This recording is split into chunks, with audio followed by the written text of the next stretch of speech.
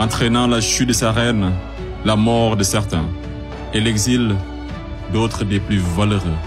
Ce fut l'effondrement d'une civilisation qui aura duré des décennies, une histoire plagiée et falsifiée.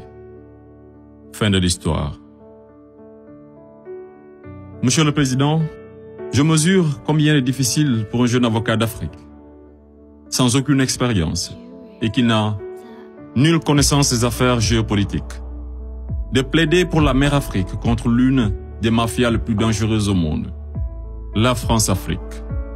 Cependant, quoique trop inférieur à mes adversaires, j'ose espérer que je serai tout de même en mesure de vous exposer clairement les faits, afin que vous n'ignoriez aucune partie de l'objet sur lequel vous êtes appelés à vous prononcer. Je vous prie alors de m'écouter avec bienveillance.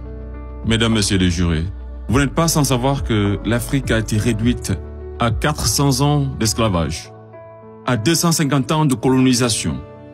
Et aujourd'hui encore, l'Afrique est sous la domination de ces délinquants, ces va-t-en-guerre, criminels en col blanc, ces salauds et mafieux de la pire espèce. Objection! Objection rejetée. Modérez votre langage. Désolé, Monsieur le Président. Le plus grand mal de l'Afrique, je n'ai pas peur de le dire, c'est les multinationales françaises, telles qu'Areva, Bouygues, Bolloré, Total et consorts, qui se cachent souvent derrière les dirigeants français, dont elles financent les campagnes. Et en contrepartie, ces derniers sont tenus de mettre la pression sur certains dirigeants africains, qui, de peur de finir comme un Thomas Sankara, ou un Sylvanus Olympio, ou encore un Muammar Kadhafi, pour ne citer que cela, se voient contraints de leur accorder le plus gros marché, sans passer par aucun appel d'offres, sans oublier toutes les mallettes d'argent qui sont envoyées en direction de l'Élysée, pendant que les pauvres Africains crèvent de faim dans les quartiers délabrés. Et on s'étonne de voir de jeunes Africains désespérés s'embarquer sur le navire de fortune à la quête d'une vie meilleure. Et je vous assure qu'ils sont nombreux parmi ces jeunes à avoir tenté toutes les voies et moyens légaux, mais en vain. Pendant ce temps, la France et l'Union européenne se font des fortunes derrière leur business le plus lucratif, les demandes de visa Schengen, qui sont pour la plupart rejetées sans aucun motif valable. Monsieur le Président, avant que je n'oublie, permettez-moi de poser une question à la France-Afrique.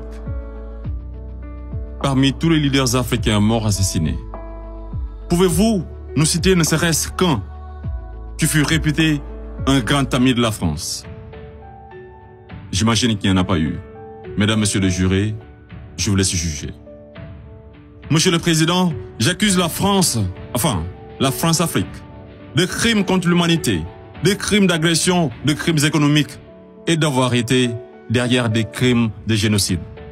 La plupart des dirigeants français sous la Ve République me rappellent des propos d'un homme sage qui disait, je cite, « Les postes éminents rendent les grands hommes encore plus grands et les petits hommes encore plus petits. » Fin de citation. Et le pire d'entre eux, c'est ce nain assassin de Sarko, ce trafiquant d'influence, connu pour sa mégalomanie, l'homme aux scandales multiples, Bettencourt, Tapi, Kadhafi et j'en passe, ce criminel contre l'humanité, toujours en liberté, qui se la coule douce derrière les mélodies de la brune, alors que sa place se trouve à la haie.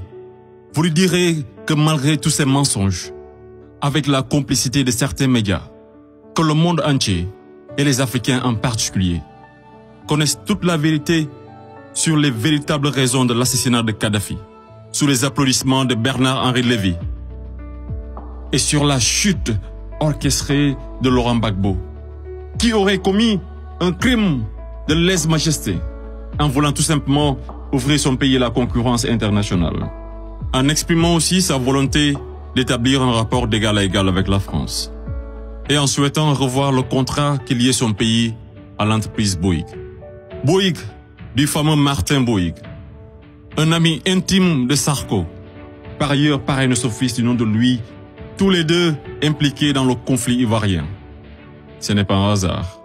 Mesdames, Messieurs les jurés, ai-je besoin d'en rajouter un mot pour que vous compreniez ce jeu d'échecs qui se joue sur le dos de pauvres Africains?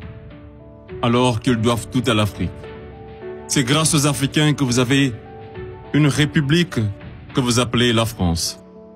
C'est grâce aux Africains que vous êtes enrichis. C'est grâce aux Africains que vous avez aujourd'hui votre statut de 5e puissance mondiale avec un droit de veto au sein de l'ONU. Et c'est encore grâce aux Africains que vous avez 2 Coupes du Monde à votre compteur.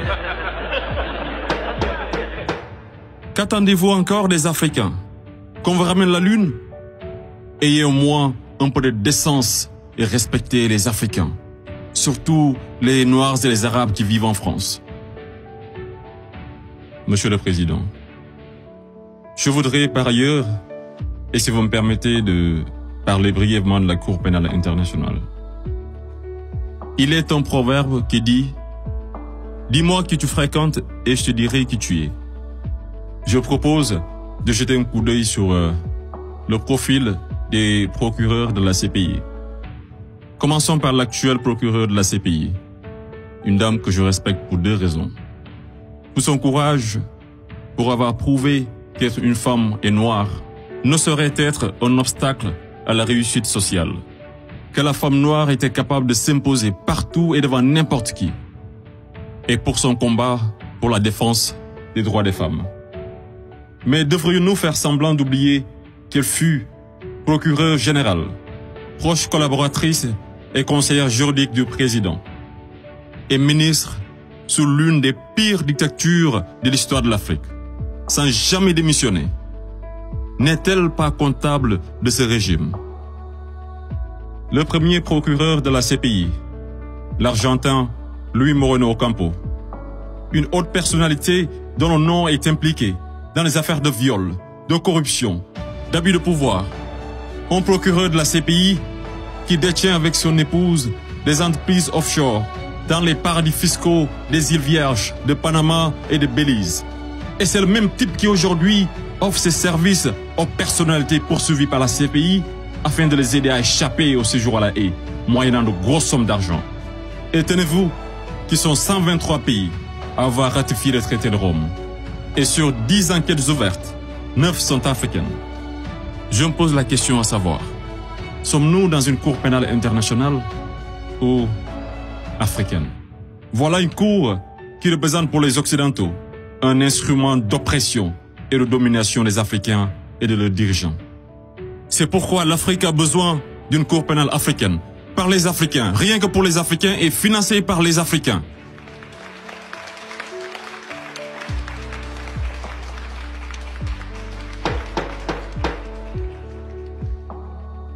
Monsieur le Président, je ne suis qu'un jeune ignorant qui ne prétend point détenir toute la vérité. C'est pourquoi je vous apporte des documents qui vous permettront d'y voir un peu plus clair. À l'exemple de cette copie d'une conférence de François-Xavier Verschave intitulée « De la France-Afrique à la Mafia-Afrique ». Je salue également le courage de ces hommes et femmes de valeur qui osent lever leur voix pour défendre les intérêts de l'Afrique. Je pense au grand Kémy Séba avec l'ONG Urgence panafricaine. Je pense également à notre frère Claudie, à Fatou Diom, au grand Youssou N'Dour, à notre maman Angélique Kidjo, et d'autres artistes des plus engagés, comme Alpha Blondy et Tiken Jah Fakoly, pour ne citer que cela. Sans oublier toutes ces personnalités qui œuvrent pour la promotion des jeunes et des femmes, à l'égard du docteur Anta Sané et bien d'autres femmes de valeur. Monsieur le Président, loin de moi l'idée de proliférer des menaces. Mais si par malheur, la France-Afrique est aujourd'hui acquittée, sachez que la jeunesse africaine l'obligera à quitter. Elle se mobilisera davantage et réunira toutes ses forces vives, hommes et femmes de valeur, sans exception d'âge. Intellectuels, sportifs de haut niveau, artistes de renommée internationale et sympathisants de l'Afrique. Et tous mèneront une campagne dévastatrice par tous les moyens pacifiques afin de dégager un par un ces bénéwiwi, présidents marionnettes de la France-Afrique, en faveur de vrais leaders panafricains véridiques qui auront le courage de mettre fin à la domination de cette mafia et qui décideront de la fin de la plus grosse arnaque de l'histoire, le franc CFA.